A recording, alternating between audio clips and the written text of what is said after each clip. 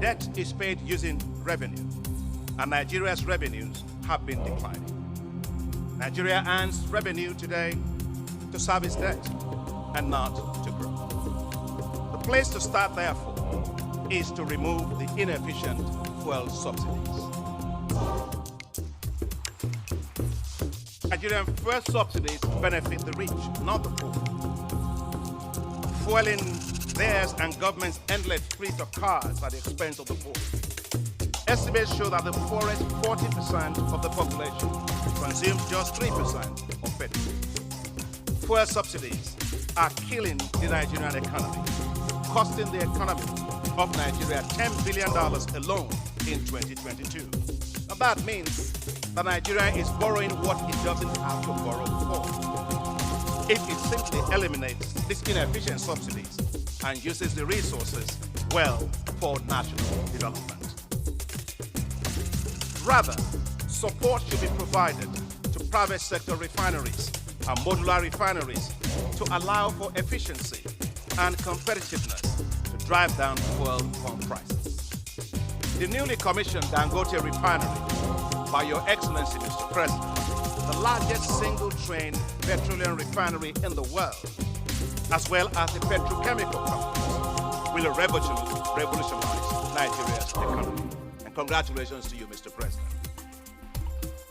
I'd also like to give congratulations to my dear brother, Aliko Dangote, for his amazing $19 billion investment. You've got Nigerians, Mr. President, who believe in Nigeria. He's one of them. I am one of them. And we are many of us. We believe in Nigeria. Your Excellencies, there's also an urgent need to look at the cost of governance. The cost of governance in Nigeria is way too high. Nigerians, look at all the other OPEC countries. The nearest to us is Algeria, which has 1 barrel for 30, and Algeria is a gas producing country. Saudi Arabia produces 1 barrel of oil for every 3 citizens every day. Okay, now you produce 1 barrel for 80.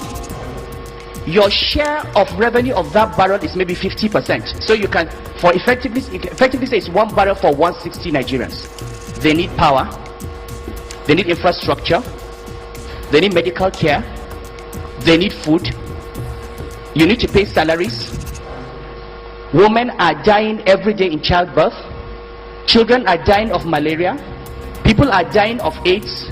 You need roads, you need petroleum subsidy. Please give me your hierarchy of priorities. What would you sacrifice? We are taking 1/3 of that money and paying petroleum subsidy, leaving 2/3. And out of that 2/3, Ngozi will tell you 70% goes to pay salaries. Same people are talking about government expenditure. If you say you are going to retrench workers in the civil service, they will be up in arms. How do you reduce salary? How do you reduce the salary bill? The same people that have said we want minimum wage of 18,000 naira are saying you are spending too much. Where is the money going to come from?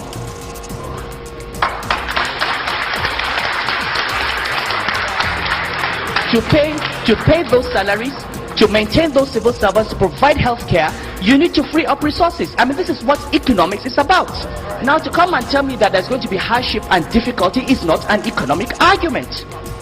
The economic argument is to say, this is the cost of removing subsidy. What is the cost of not removing it? And let me tell you something. This government can continue paying this subsidy to 2015. It will not come down. But the next government will be saddled with a debt burden that it cannot maintain. And the Greece situation would be nothing compared to where we are. So, to think that, these decisions are not easy. Europe today is facing a crisis. In 2008, the price of oil crashed. Of refined oil at the pump. At the end of 2011, a total of 1.73 trillion naira, US $11 billion equivalent, was submitted as claims for subsidies by 143 marketers who were importing the product. These numbers seemed horrendously large compared to what I had last seen when I was in government in 2006, which was closer to $2 billion in subsidy. So we decided to audit these claims. We audited about $8.4 billion worth of claims, and we found $2.5 billion worth of fraud in these claims, i.e., many of these marketers were trying to claim $2.5 billion fraudulently. With the full backing of the president and the economic team, we decided that we were not going to entertain these claims or to pay. The pressure from the affected marketers was tremendous, as we tried not only to say we would not pay, but also we would clean up the whole mechanism for the subsidy claims and put in place something more transparent, something clearer. This did not go down well with them. When we stuck to our position of non-payment and implementation of the new verification regime, these strong and well-connected vested interests were angered and seemed to blame me personally for this. There were personal consequences.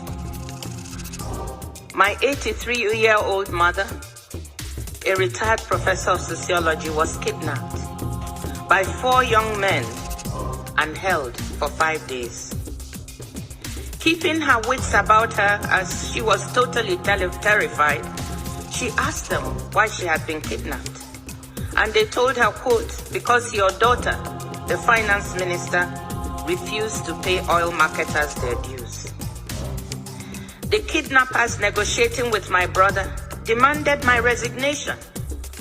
Publicly, I should go on television. To pay for fuel. Oh, God, me I be a driver. I don't even pay 500 naira. How much I go come the carry person? Why? I don't even pay 500 naira. What I 550 when they talk, I don't even pay them because the price is too much. I bet my president Tinubu begin to do something about this price when they talk.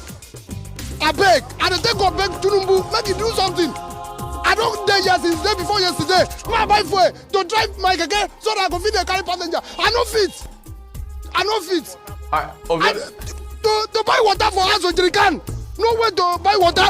All the poor people where they sell water, 2020 now, they say no water, say no way to buy, to take on generator, to pump the water. I never bath. This yesterday I never bath. You never bath? You know that smell? You know that just smell from my body? Wait, you just smell? I just smell. Then come out for ya. I want to come on one by Thank you, my brother. Thank you very much.